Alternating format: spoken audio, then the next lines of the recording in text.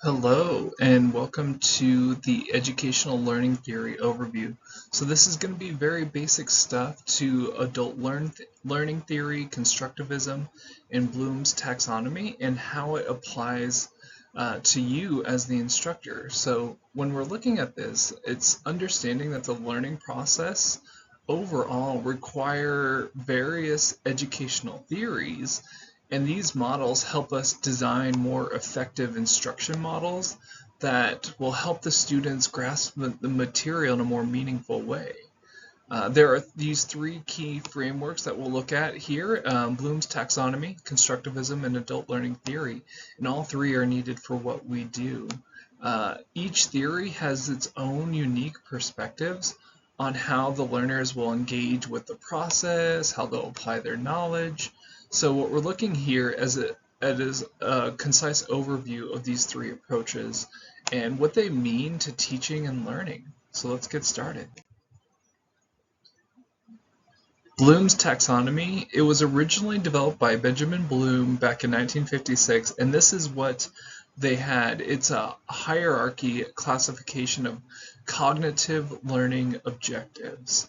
And this taxonomy really provides a framework for educators to categorize the learning goals according to the complexity of the cognitive process. And this is all designed to help see the different levels it takes for students to master the material. So the original framework here included these 6 categories. You're going to see at the bottom knowledge, then working our way up comprehension, application, analysis, synthesis, and evaluation. So this is the 1956 model. These categories are really meant to represent increasing complex forms of thinking. However, this was revised in 2001. So in 2001, a group of cognitive psychologists and educators revised Bloom's taxonomy to reflect more modern educational needs. This revised version really restructured the original hierarchy and renamed the categories as verbs to emphasize active learning. So when we're looking at this, the revised categories are remembering, understanding, applying, analyzing, evaluating, and creating. This has become the highest order of the cognitive process. Also, you'll notice that they changed them from nouns to verbs as well. And so creating and evaluating are the highest forms of making sure that the student has mastery of the material, and these are the 2 categories that we need to focus on to make sure that they have a good understanding before they do clinical practice. So it's Bloom's taxonomy. It's very widely adopted, and it's great for planning and designing curriculum and your curriculum assessments, because if they can do that higher level, then it usually shows a good sign that they have the material down. So when we're looking at this, we're structuring our learning objectives to our courses, to our class days, according to this hierarchy. How do we get the students to go through this ultimate mastery of the material? So we need to get them from basic recall of information to a higher order of thinking, like evaluating and creating based upon this knowledge. So if you have a science class, you could start by memorizing things like the periodic table, just as an example, which would be more remembering, and then you'd move on to explaining chemical reactions, which is understanding, and then ultimately design their own experiments, which is creating. And so you see that level, that stair step of making sure that they get that hierarchy of education. So take a moment and think about how you could apply the remembering, the understanding, and the creating when you're looking at the material you're trying to present to the students. This might be very helpful in making sure the students go through these orders and understand the steps that it takes to get to that higher level. You can't expect a student to remember, understand, and create all at the same time. Sometimes you do need to stair step that information and make sure that it's applicable to them as well and what you're doing. So make sure you say your goals, but understand that they do need these different levels to help them make sure they master the material. So there are some limitations here. It's a useful tool when we're looking at Bloom's taxonomy. It's a useful tool for structuring your learning objectives, but it does have limitations. There's some of the critics out there argue that the linear progression from a lower order to a higher order doesn't always reflect how learning occurs in the real world context. Some learners may engage in complex thinking, like creating and evaluating, more that productive struggle without moving sequentially through the taxonomy, start by recall and end with creating. Sometimes it's the act of creating, the act of that final process that helps them understand and know the material in a more meaningful way. They need a context for the concept in some ways, right? They need to see that experiment, and now they understand this is something that makes sense to me. So going in the order there is not necessarily as much of a focus for the critics. It does focus on cognitive processes, but it does also underemphasize affective and psychomotor domains as well. So those are things that we have to look at. So that's just the criticism or the limitations of Bloom's taxonomy. All right, constructivism. This one is a big one. It's a learning theory that has learners actively construct their understanding of the world through their experiences and reflection. So it's using a context that they're familiar with to help them understand a new concept or a new way of remembering information. I always like to use traffic when I'm talking about how oxygen gets into and out of the lungs, and if there's a traffic jam or something stuck in your lungs, it's going to make it harder for gas to flow, just like a car accident makes traffic slow and makes it harder for cars to move through and past that situation. So using something that they have already understood or context that they're familiar with really helps build on a foundation that they're familiar with and takes away some of the anxiety of all this information being new and overwhelming. So that real life experience and reflection can really help them. So Juan Pagat and Lev Vygotsky did challenge the traditional view of learning as more of a passive process of absorbing information. Instead, this emphasizes the importance of their prior knowledge and their social context in shaping how they are constructing the new knowledge. So instead of going from blank being like, here's information, remember it, you're using analogies, you're using everyday life thing from their backgrounds to help connect it to the information you want them to know. So Juan Pagat's theory of cognitive development is foundational to constructivism. He proposed that learning occurs through a process of adaptation, where you assimilate new information into existing ways of thinking, and or these ways of thinking fit into new experiences. So according to his theory, learning is now active and not passive. It's an active process that involves problem solving, experimentation, reflection, making a key concept in constructivism classrooms. So when you're looking at how do I make sure my students have deep knowledge of this, according to his theory, you need to involve problem solving. You need to involve some sort of experimentation and reflection to really help them understand and build the knowledge and make sure that they have that information down. So think about ways you can incorporate active learning and problem solving and experimentation in your classrooms. These will all help them have that deep understanding and help actually reduce that overwhelming feeling because they're building off of prior knowledge or prior experience or an analogy they can all relate to. All right, so social constructivism. This builds on Pagat's ideas, but places a bigger emphasis on social, cultural context of learning. So you're going to see this actually builds on him.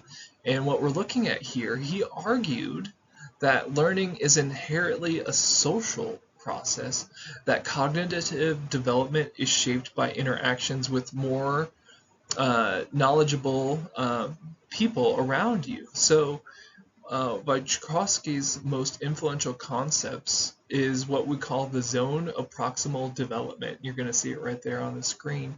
And what that's pretty much saying is it refers to a range of tasks that the learner can perform with the assistance of others, but they can't accomplish independently. In other words, breaking the students into groups and having them all problem solve together. Things like this social constructivism really helps them engage the material better, but independently can be very overwhelming. You can give them a challenge case study and say, hey, figure out a therapy for this patient, right? Figure out an intervention for this patient. And by themselves, that can be overwhelming, but you put them in groups of 2 or 3 in small groups and see how they do that. Social learning has them bounce ideas off each other. They're learning teamwork, they're learning communication, and they're helping each other grow without that overwhelming feeling of, oh wow, I'm over my head, I can't think of a therapy for this. So that social concept helps with constructivist theory. So what does this really mean? It means that the constructivist approach to teaching really focuses on providing learners with opportunities to explore, to question, to engage the material in a meaningful way. So think about, how can I engage my students, my class, with this subject that I'm going to teach today when you're lesson planning in a meaningful way? So how do I give them opportunities to explore, to discuss, opportunities to question them, to get them to think critically with the material?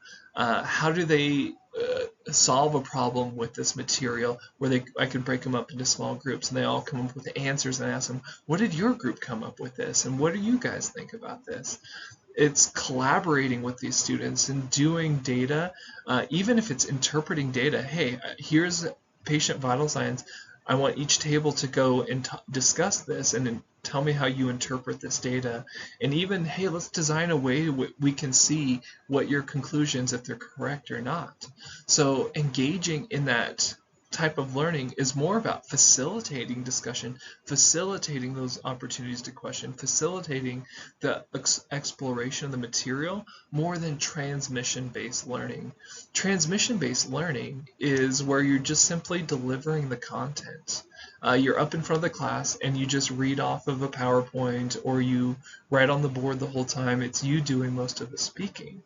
And that doesn't engage their brains. That doesn't help them really get the deep creativity behind it either. So being the sole focus of a class time, expecting that they will passively receive information from the lecturers, and they usually limit critical thinking activities in the transmission-based way of teaching. And so when we're looking at these two, you can see a contrast between a facilitating and having an absolute control over the classroom where you're speaking the whole time. One's going to engage their minds, be creative, and develop their thought process, and the other is more of a passive way of doing this. And as we've seen before, that passive way of doing this isn't really going to be helpful to these students. So a constructivist classroom, students need to think about designing their own experiments, working in groups together, interpreting data, and obviously, as much as you can, avoid passive receiving of information from the lecture. It's okay to still go through difficult, sticky concepts with them, but that's something that should be more of an exception, more of a smaller amount of the class time compared to facilitating that information and making it active for them. So what are some challenges of constructivism? It's a powerful model for active learning, and that's a big thing with adult learning theory that we're going to talk about here, but it's a challenge for educators because one of the big difficulties here is making sure the learners, the students, are supported in their explanation of the new concepts. So that would be you going from table to table or group to group and checking in with them and seeing how they're doing with these new concepts so they have that guidance. Otherwise, they're just going to feel overwhelmed and, hey, I'm not learning from this. No, this is you going in there, giving them guiding questions, helping them if they're on the right path or on the wrong path. It's helping them.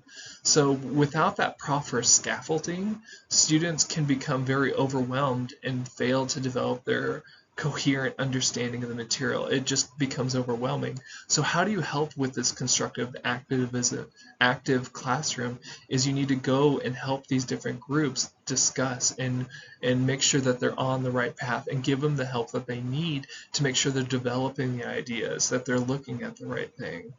So the other thing to think about here is time limitations. It's very time consuming and it requires more classroom time than a lot of lecture-based approaches. If I just get up there and I just read a PowerPoint to them, if I just give a lecture, I can go through that pretty quickly. But when you break them up into groups, especially people that haven't gone through this material before, it's new material, it takes some time for them to develop that critical thought process through the material. If they're working on worksheets together and trying to problem solve a case study as a worksheet problem, then they're going to have more of those issues as well, where it's going to take a little bit longer. So this does require your classroom time management to incorporate time for those students to develop this, because you can't give them, okay, you have 3 minutes to solve this case study. No, that doesn't give them enough time to really wrestle and have productive struggle with the material. So make sure that you do supply that structure. Make sure you do have a lesson plan that includes time for them to work with the material. And make sure that at all points that you are supporting them as they're doing this growth process. It's not comfortable for them. And it can be frustrating, but that's the whole idea, is if you provide this structure and you provide that support and you have time to do this without rushing their thought process, that's going to be the big method to helping constructivism be successful. All right, now we get to adult learning theory. Adult learning theory, also known as androgyny, this is how adults learn. It focuses specifically on adults, and so a lot of times our education is more focused, education degrees and things are more focused on kids and teenagers, but when we're looking at this is a little bit different.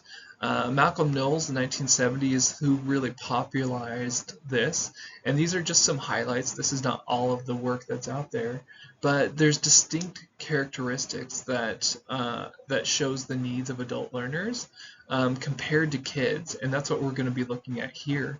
Adults are usually more self-directed.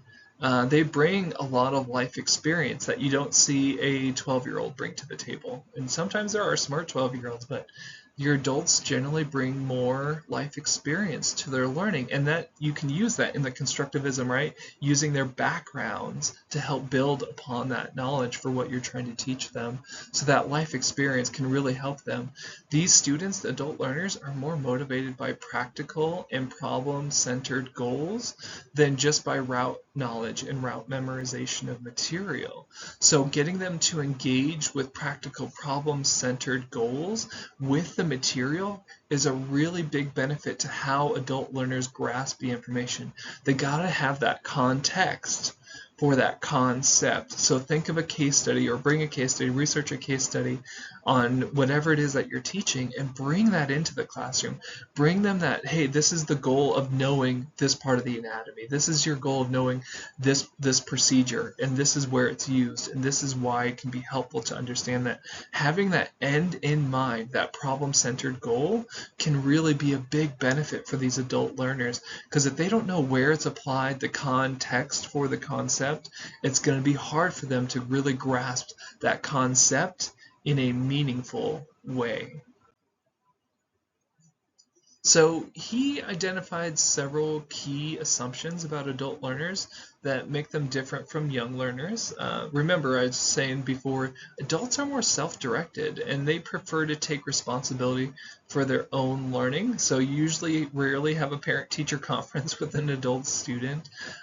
They know that they're investing in themselves. They know that they're investing in their future, and they have a lot on the line. They have a lot of things to go through. They have financial spouses, they have kids, they have jobs, they have other things outside of your teaching to worry about, and so they're self-motivated to make sure that they can get through this successfully. Otherwise, they're making big sacrifices for something that won't give them that return. So they have a lot more self-directed behavior and more responsibility on their own learning. The other thing to think about is they bring a reservoir of rich experiences that can be as valuable in their resource for learning. And so you knowing their backgrounds, knowing someone has a background in things like medicine, if they already come in with a background in medicine, or a background of understanding they had a family member that was sick, helping them build upon that prior knowledge can really help them in bringing those examples to life, really animating the material by using their past experiences that they have. The other thing to look at here is adults tend to be more motivated by internal factors rather than external rewards.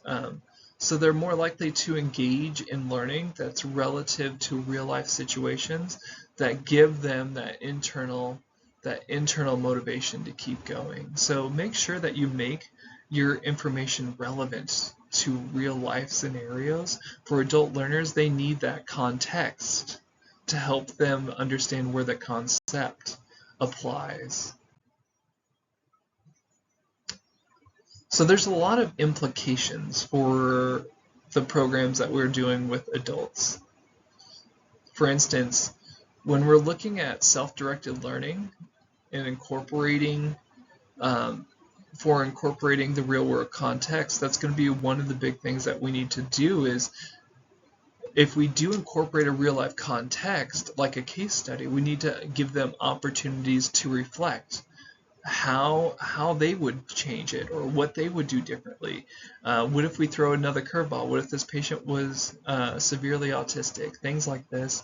How do we throw them into a reflection of how this changes things and get them to think in that creative mindset to help them master the material, so that reflection becomes a big part of adult learning theory. So real world context, reflection, those are big things to think about when you're lesson planning of what you're going to go over that day. We need to draw on the experience of these adult learners, use them as a foundation for the new concept, because that builds on, that's constructivism. That's getting, hey, your past experience with someone with breathing difficulties is this. Here, what did you see there that was interesting? Okay, now we're going to build on that. Now we're going to add this concept to what you've seen there, and help them explore that new concept, knowing they have some base, and that's going to be helpful to them, because then they don't have that feeling of being overwhelmed.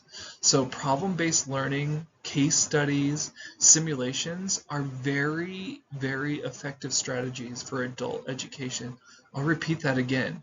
Think about using problem-based learning, right? Case studies, simulations. These are going to be very effective strategies for adult education. That context makes all the difference. How you frame the material is everything, and it's going to make that material come alive to the adult learner. So what about motivation for adult learners? This is going to be a big subject. So unlike younger learners who are motivated by their grades or external approval, adult learners are usually driven by intrinsic factors like their desire for personal development. They need to solve practical problems. So they need to see that that development is growing and growing and growing. So that intrinsic factor is something you got to think about. How is this material? How do I make this or frame this in a way that's going to help them with their intrinsic factors? And at the end of the course or at the end of the class, show that they have made this improvement in their way. That intrinsic factor of showing, hey, at the beginning of the class, you guys didn't know what to do with this case study, but by the end of this class, you guys know how to approach this. I mean, this is a great thing that gives them that intrinsic personal development that they've seen, and you've used practical problem solving with these students. So when we're looking at this, all adults, or almost all adults, are motivated when the learning is relevant to their personal or professional lives. And that's the thing to think about here. How is this information relevant to the practice that you're training them for? The educators, really, we need to design learning experiences that are directly applicable to their goals.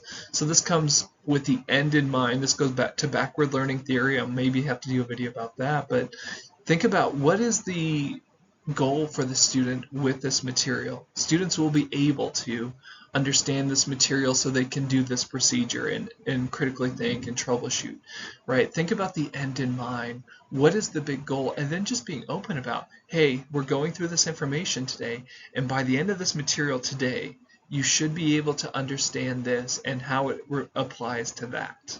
And then give them a case study, right? And talk about how that material really applies to that. And this is where your experience as a clinician really comes into play and is an asset to their learning. So how does constructivism incorporate into adult learning? So there's a lot of overlap, and you've heard me talk about it already. Both really emphasize the importance of active, self-directive learning and the role of their prior experience to shape their new knowledge. Constructivist approaches are usually particularly effective with adult learners. So incorporating that with adult learners is a beautiful marriage. You can draw on their real life experiences to really engage in their complex problems, to help their peers construct new understanding of the material. And this is where putting them in those groups to help construct the material with all their different backgrounds and everything together really helps build the material really well in their brain, and it fosters a learning environment that values exploration, and it fosters a learning environment that reflects. So this means that these adult learners can really achieve very deep and meaningful learning with the material, because now they've explored the material. Going back to Bloom's taxonomy, they've explored the material, they've created answers, they've done these higher levels of thinking with it, which should help them remember the route information that's part of it as well. So what about Bloom's taxonomy and the adult learner? Well, you can really still apply this to educational structure. The big thing here is thinking about your learning objectives. Think about these learning objectives in a way that you can apply them to their cognitive process that an adult learner engages in. For an example, an adult learner might begin by remembering and understanding foundational concepts, but quickly progress to applying and analyzing the information in a professional context. So this is that higher order of thinking. Their skills, such as evaluating and creating, is particularly relevant to adults who are seeking to apply their learning in a real-world situation. So this is where you got to think about how this applies to real world, how they can create, how they can analyze. Those were the top parts of the Bloom's taxonomy there. So how do I get them there? How do I construct and build material that will get them to that place? So Bloom's taxonomy still plays a factor in your lesson planning, because now I got to think, how do I get them to apply and create and evaluate this data in a way that's meaningful to them? And that's where Bloom's taxonomy comes into when you're lesson planning. So hopefully I've made the case that combining these theories really helps their education. When we're looking at this, this is a framework for really effective learning experiences in the adult student. Really, we're looking at Bloom's being a very structured approach of, hey, we're going to start with the big basic information, we're going to build on it to eventually where they can create and troubleshoot and engage with it on an experimental level. So it gives them that structure, right, with learning objectives, and encourages the students to ultimately be active with their learning, and then it creates student-centered learning with the students. So they are part of each other, they are helping each other, so that as constructivism really gives them that opportunity to engage socially and build off of their previous knowledge. So you have the structure of Bloom's taxonomy, knowing that you have the material structured in a way that not only they'll be able to get the baseline knowledge, but they'll also be able to create and evaluate. And then now you add constructivism, where they use their past experiences, they use what their life experiences with each other and build off their information they already have and grow with each other. Both of those together make an active classroom that's sometimes noisy, but it allows for the students to have much much more engagement with the material, and it's student-centered. Instead of the teacher being up there lecturing the whole time, the student is the center of their education, and you're facilitating, you're going from table to table, you're answering some of the more difficult questions here and there, yes, but classroom time is spent growing and building the material in a way that they're going to engage and remember it and have critical thinking with it. And that's the end goal, is they need that meaningful aspect of it, as adult learning theory suggests. So these theories together really guides educators. It guides us in creating a meaningful, engaging, and a very relevant experience for the students that really help them learn deeply.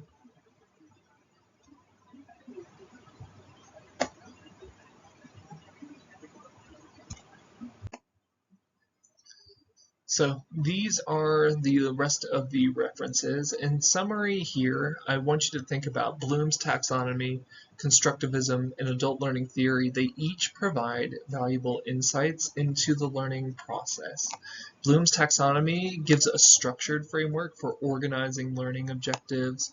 Constructivism really emphasizes the active role of learners in constructing knowledge, making sure that they're working not only with you but with each other in building and emphasizing activities into their coursework. And adult learning theory really highlights the distinct needs of adult learners. And if you integrate these approaches, you can really design a learning environment that supports their cognitive development and the unique characteristics of adult learners. So thank you for listening to me today.